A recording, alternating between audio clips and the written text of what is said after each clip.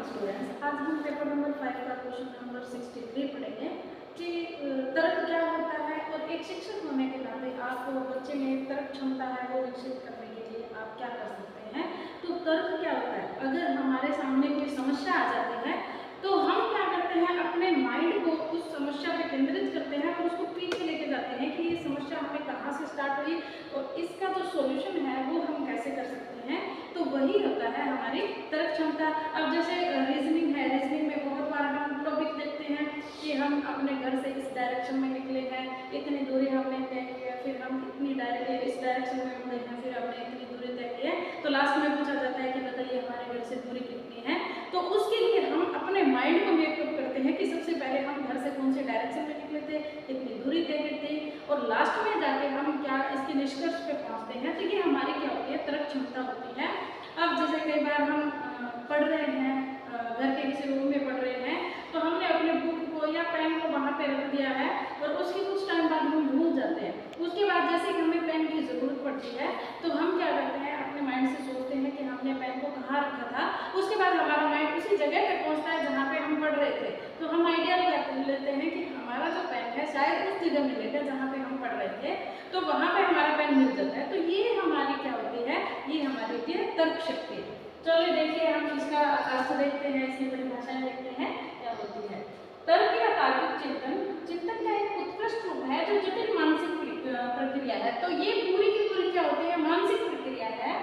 इसे साधारणतः औपचारिक नियमों से संबद्ध किया जाता है, पर पशु और मानव इस बात का अनुभव किए बिना तर्क का प्रयोग करते रहते हैं। मतलब जरूरी नहीं है कि तर्क का है वो मानव और पशु हर टाइम यूज करते हैं। अब जैसे कई बार क्या होता है, घर में कुत्ता पाला हुआ होता है, तो कुत्ता क्या करता है, मालिक के पीछे पीछे घूमता रहता है। लेकिन अब जैसे मालिक को कहीं बाहर जाना है तो वो गाड़ी में बैठ के रवाना हो गया, तो कुत्ते ने क्या एक आइडिया लगाया कि बाहर चले गए तो हमें घर के अंदर वापस जाना है।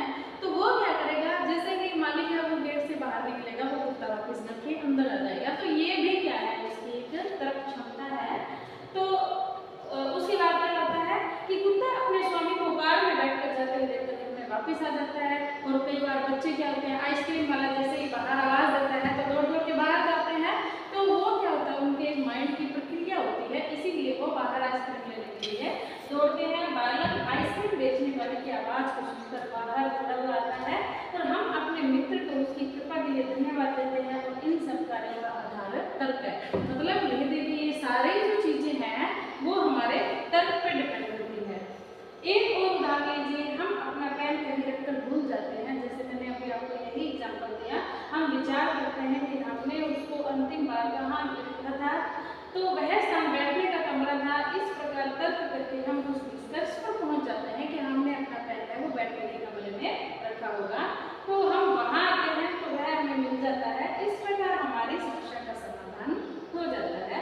अतः हम यह कह सकते हैं कि तर्क है वो कार्य कारण में संबंध स्थापित करके किसी निष्कर्ष पर पहुंचने या किसी समस्या का समाधान करने में सहायता देता है। तो ये क्या करता है, ये पूरी की पूरी समस्या है, उस पर क्या होता है, अपना माइंड जाता है कि इस समस्या का समाधान है वो कैसे करना है। तो उस समस्या का समाधान करने के लिए जो तर्क है वो हमारी मदद करता है। तर्क के अर्थ को और अधिक स्पष्ट करने के लिए विभिन्न परिभाषाएं दी गई हैं। तो चलिए गेट्स की हम परिभाषा देखते हैं। गेट्स ने क्या परिभाषा दी है कि तर्क एक फलदायक चिंतन है जिससे किसी समस्या का समाधान करने के लिए पूर्व अनुभवों को नई विधियों से पुनर्संगठित या शामिल किया जाता है। मतलब हमारे पूर्व अनुभवों को, अब जैसे मैंने एग्जाम्पल दिया था कि कहीं पेन से कहीं लिख रहे थे और वो पेन वहाँ पे भूल गए, तो जैसे कि हमें पेन ढूंढना है तो हम अपने पूर्व अनुभव पर गए, हमने सोचा कि हमने लास्ट बार कहाँ बैठ के हमने लिखा था, तो उसके बाद हम उस जगह पे जाकर वो पेन को लेते हैं तो मिल जाता है। तो ये क्या है, ये पूर्व अनुभव है। उसके बाद हम देखते हैं मन में क्या डेफिनेशन दी है। तर्क उस समस्या को हल करने के लिए अतीत के अनुभव को सम्मिलित रूप प्रदान करता है। तो अतीत का अनुभव वही बात है कि पेन को सोचते हैं कि हमने लास्ट बार कहाँ बैठ के यूज किया था, तो वो क्या होता है, हमारा पूर्व अनुभव होता है, जिसको केवल पिछले समाधानों का प्रयोग करके ही हल नहीं किया जा सकता। तो जरूरी नहीं कि कोई भी समस्या आती है तो हम बार बार पिछले बार जो हमने समस्या का समाधान किया था वही हमारे काम आती है। तो कई बार हमें क्या करना पड़ता है, जो उस समस्या का समाधान है वो तरीके से भी सोचना पड़ता है। उसके बाद चलिए हम डेफिनेशन देखते हैं। स्किनर ने क्या डेफिनेशन दी है। तो तर्क शब्द का प्रयोग कारण और प्रभाव के संबंधों की मानसिक स्वीकृति को व्यक्त करने के लिए किया जाता है, और यह किसी अवलोकन के कारण से एक घटना की भविष्यवाणी या अवलोकित घटना को किसी कारण का अनुमान हो सकती है। तो इससे हम क्या कर सकते हैं, भविष्यवाणी भी कर सकते हैं। अगर वो कंडीशन पहले हमारे साथ हो चुकी है, उस समस्या का समाधान हम कर चुके हैं, तो हम नेक्स्ट टाइम वाली समस्या के लिए भी अपनी तर्क क्षमता के द्वारा उसको समाधान करने का आइडिया लगा सकते हैं। इन परिभाषाओं से स्पष्ट है कि तर्क चिंतन की प्रक्रिया, मतलब पूरी की पूरी ये क्या है, मानसिक प्रक्रिया है, और तर्क के द्वारा अर्जित प्रत्ययों का उपयोग है वो समस्या समाधान के लिए किया जाता है। तर्क का मुख्यतः उपयोग है वो किस लिए किया जाता है, समस्या के समाधान के लिए किया जाता है। उसके बाद देखिए तर्क के सोपान कौन कौन से इसके स्टेप्स हैं, कहाँ से है वो तर्क है वो स्टार्ट होता है। देखिए सबसे पहले है समस्या की उपस्थिति। तो हमारा जो माइंड है वो तब तक सोचना नहीं शुरू करता है जब तक हमारे सामने कोई समस्या नहीं आ जाती है। तो उसके बाद हम किसी तर्क पर पहुंचते हैं। तो सबसे पहले हमें क्या करना पड़ता है, हमारे सामने कोई ना कोई समस्या आती है और हमें उस समस्या का समाधान करने के लिए सबसे पहले उस समस्या की पहचान करना जरूरी होता है कि ये समस्या है वो किस टाइप की है। तर्क का आरंभ किसी समस्या की उपस्थिति से होता है। सबसे पहले समस्या आती है तो हमारा माइंड उसके बारे में सोचना शुरू करता है। तो समस्या की उपस्थिति व्यक्ति को उसके बारे में विचार करने के लिए बाध्य करती है। मतलब कोई समस्या आती है तो मनुष्य ऑटोमेटिक उस समस्या के बारे में सोचने के लिए क्या हो जाता है, बाध्य हो जाता है। उसके बाद देखिए समस्या की जानकारी। तो सबसे पहले हमें कोई भी समस्या आती है तो हम पहले उस समस्या की पूरी जानकारी लेते हैं। तो व्यक्ति समस्या का अध्ययन करके उसकी पूरी जानकारी प्राप्त करता है। तो उससे संबंधित जो भी तथ्य हैं उनको क्या करता है, इकट्ठा करता है। उसके बाद हम देखते हैं समस्या समाधान के उपाय। सबसे पहले हमारे सामने समस्या आती है तो हम उसको सोचने को मजबूर होते हैं, हमारा माइंड हमें बाध्य करता है उसके बारे में सोचने के लिए। उसके बाद हमारे सामने आती है कि उस समस्या की पूरी जानकारी है, उससे रिलेटेड तथ्य हैं, वो हम क्या करें, एकत्रित करें। उसके बाद तीसरा पॉइंट है समस्या समाधान के उपाय कौन से हो सकते हैं। व्यक्ति है वो एकत्र किए हुए तथ्यों की सहायता से समस्या का समाधान करने के लिए विभिन्न उपायों पर विचार कर सकता है। तो ये जो तथ्य वो एकत्रित करता है वो तथ्य समस्या का समाधान करने के लिए काम में आते हैं। उसके बाद में एक उपाय का चुनाव। व्यक्ति समस्या का समाधान करने के लिए उन उपायों के औचित्य और अनुचित्य पर पूर्ण रूप से विचार करने के बाद उनमें से एक का चयन करता है। मतलब वो जो समस्या को समाधान करने के लिए वो जो उपाय कर रहा है तो उन उपायों में से कौन सा उपाय है वो उसके लिए उचित रहेगा तो वो उसका है वो उचित चुनाव करता है। उसके बाद है उपाय का प्रयोग। व्यक्ति अपने निर्णय के अनुसार समस्या का समाधान करने के लिए उपाय का प्रयोग करता है जो उसको उचित लगता है। तो समस्या समाधान करने के लिए ये 5 सोपान होते हैं। सबसे पहले हमारे सामने समस्या आती है, उसके बाद हम जो समस्या है उसकी पहचान करते हैं, समस्या के लिए उपाय खोजते हैं और समस्या के उपाय होते हैं उनमें से एक का चुनाव करते हैं जो हमारे लिए कौन सा सही होगा। उसके बाद उस उपाय को हम क्या करते हैं, लागू करते हैं। उसके बाद हम उपयुक्त सोपानों को एक उदाहरण से स्पष्ट कर सकते हैं कि माँ घर पर लौटने पर बच्चों को रोता हुआ पाती है। अब एक इन्होंने एग्जाम्पल लिया है कि सबसे पहले एक बच्चा रो रहा है, माँ मान लो घर पे कहीं बाहर गई है, जब वो घर पे आती है तो वो क्या देखती है, उसका बच्चा रो रहा है, तो वो है उसके सामने समस्या है, ठीक है। अब वो उस समस्या की पहचान कैसे करती है कि वो देखती है कि बच्चे के रोने का रीजन क्या है। तो सबसे पहले वो उसको सीधे चुप करवाने की कोशिश करती है। उसके बाद वो देखती है कि उसकी बॉडी पे कहीं कोई चोट नहीं लगी हो, चोट का निशान नहीं लगा हो। उसके बाद वो ऐसे देखती है कि बच्चे का कुछ दुख ना रहा हो, कहीं पेट दर्द हो रहा हो, कभी सर दर्द हो रहा हो। उसके बाद वो स्टेज पर पहुंचती है कि शायद बच्चे को भूख लगी हो तो वो बच्चे को दूध पिला देती है और उसके बाद बच्चा क्या हो जाता है, चुप हो जाता है। तो वो क्या करती है, वो देखिए सबसे पहले समस्या की पहचान करती है। वो देखती है कि वो बच्चा है उसके रोने का रीजन क्या है। तो वो क्या करती है, वो समस्या है वो सारी समस्याएं देखती है कि उसको कोई चोट ना लगी हो, कहीं उसके लगने का निशान नहीं हो, कहीं कुछ दुख ना रहा हो। उसके बाद वो निष्कर्ष पर पहुंचते हैं कि उस बच्चे को भूख लगे और वो दूध पिलाती है। तो इससे क्या हो जाता है, उसकी समस्या का समाधान हो जाता है। तो यही क्या है, तर्क क्षमता है जहाँ से उसने सोचना शुरू किया, ठीक है। उसके बाद हम देखते हैं कि माँ के घर लौटने पर बच्चे को रोता हुआ पाते हैं और उसका रोना माँ के लिए एक समस्या प्रस्तुत करता है। ये आती है समस्या, वह उसके रोने के कारणों की खोज करके समस्या का पूर्ण ज्ञान प्राप्त करती है। सबसे पहले समस्या के कारण को बोलते हैं कि इसके रोने का जो रीजन क्या है। उसके विचार से बच्चे के रोने के 3 कारण हो सकते हैं, या तो बच्चा अकेला है, या बच्चे को चोट लगी है, या बच्चे को भूख लगी है। ठीक है, वह बच्चे को आलिंगन करके उसे चुप कराने का प्रयास करती है, लेकिन वह चुप नहीं होता है। वह उसके संपूर्ण शरीर को ध्यान से देखती है कि उसको कहीं चोट का चिन्ह तो नहीं मिलता है। अतः वह इस निष्कर्ष पर पहुंचती है कि बच्चा भूखा है। वह इस निष्कर्ष के अनुसार अपने बच्चे को दूध पिलाती है और दूध पीकर बच्चा क्या हो जाता है, चुप हो जाता है। तो ये सारे क्या थे, ये जो तर्क के जो दिए हुए हैं, जो तथ्य दिए हुए हैं, ये सारे इस एग्जाम्पल पे सूट करते हैं कि सबसे पहले समस्या आई, उसके बाद समस्या की पहचान की, उसके बाद समस्या का क्या किया, समाधान किया। इसी प्रकार हमने तर्क के सोपान है उनके बारे में पढ़ा। तो उसके बाद हम देखते हैं तर्क के जो प्रकार है वो कौन कौन से होते हैं। सबसे पहले होता है आगमन तर्क। तो आगमन तर्क देखिए क्या होता है। आगमन तर्क होता है जिसमें उदाहरण से नियम की ओर जाया जाता है। सबसे पहले हम क्या लेते हैं, बच्चों को उदाहरण देते हैं। ठीक है, उदाहरण समझाते हैं तो वो बच्चों के लिए थोड़ा सा क्या हो जाता है, ईजी हो जाता है। उसके बाद उदाहरण से हम क्या करते हैं, नियम की ओर जाते हैं। तो उदाहरण देने के बाद जो बच्चे का माइंड मेकअप हो जाता है, उसके बाद उसको नियम बताते हैं ताकि वो इजीली समझ पाए। इस तर्क में व्यक्ति अपने अनुभवों द्वारा अपने संकलित तथ्यों के आधार पर किसी सामान्य नियम या सिद्धांत का निरूपण करता है। तो सबसे पहले वो क्या देता है, अपने अकॉर्डिंग बच्चों को पहले उदाहरण देता है, एग्जाम्पल देता है, और उसके बाद बच्चों को नियम बताता है। तो सबसे पहले वो क्या करता है, वो खुद के संकलित जो तथ्य होते हैं उनका यूज करता है। इसमें वह 3 स्तरों से होकर गुजरता है, निरीक्षण, परीक्षण और सामान्यीकरण। तो सबसे पहले वो क्या करता है, ऑब्जर्वेशन करता है, उसको देखता है। उसके बाद उसके बारे में क्या करता है, एक्सपेरिमेंट करता है, और उसके बाद जनरलाइजेशन करता है ताकि बच्चों को है वो इजीली है वो समझ में आए।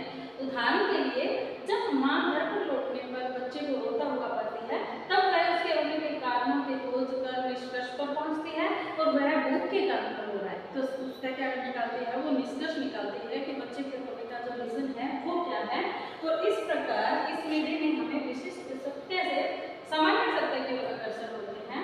अतः भाग्य के अनुसार आगमन विधि खोज और अनुसंधान की विधि है। मतलब आगमन विधि में क्या किया जाता है, खोज की जाती है। जैसे उस महिला ने बच्चे के रोने के कारणों की खोज की, तो बच्चा है किस कारण से रो रहा है, चोट के कारण रो रहा है, अकेले होने के कारण रो रहा है, या भूख के कारण रो रहा है। तो आगमन जो तर्क है उसमें सबसे पहले क्या किया जाता है, आगमन में खोज की जाती है। उसके बाद चलो हम देखते हैं निगमन तर्क। निगमन तर्क में क्या किया जाता है, इसमें क्या होता है, इसमें नियम से उदाहरण की ओर जाया जाता है। सबसे पहले किसी चीज के नियम बताए जाते हैं, उसके बाद उसको एक उदाहरण देकर उसके द्वारा समझाया जाता है। इस तर्क में व्यक्ति दूसरों के अनुभवों, विश्वासों के सिद्धांतों का प्रयोग करता है। मतलब आगमन में उसने क्या किया, खुद की उसने सिद्धांतों का निर्माण किया, उसने खुद का दिमाग लगाया कि बच्चे के रोने के रीजन क्या है, ना कि उसने किसी दूसरे के नियम है, किसी दूसरे के विचार है उसने फॉलो किए हैं, उसने खुद ने पता लगाया। उसके बाद हम देखते हैं निगमन में वो क्या करता है, दूसरे ने जो प्रयोग किए हैं, विश्वास किए, सिद्धांत किए, उनका प्रयोग वो करता है और सत्य का परीक्षण करता है। उदाहरण के लिए यदि माँ को इस सिद्धांत में विश्वास है तो वह बच्चे को रोता हुआ देखकर तुरंत इस निष्कर्ष पर पहुंच जाती है कि उसे भूख लगी है और इसीलिए उसे दूध पिला देती है।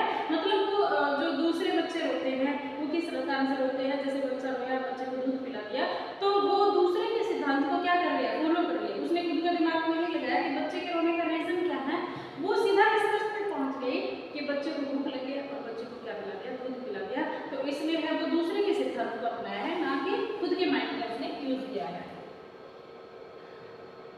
इसीलिए उसे दूध पिला देते हैं। इस प्रकार इस विधि में हम एक सामान्य सिद्धांत को स्वीकार करते हैं और नवीन परिस्थितियों में प्रयोग करके इसको सिद्ध करते हैं। अतः भाटिया के अनुसार निगमन विधि का प्रयोग और प्रमाण की विधि है। मतलब ये क्या है, इसमें प्रयोग और क्या होता है, प्रमाण होता है। तो आगमन विधि में क्या होता है, खोज होती है, और निगमन विधि में क्या होता है, दूसरे के सिद्धांत को अपने निष्कर्ष पर पहुंचने के लिए अपनाया जाता है। तो ये थे दोनों सिद्धांत। आगमन और निगमन एक दूसरे के क्या होते हैं, विरोधी होते हैं। क्यों? क्योंकि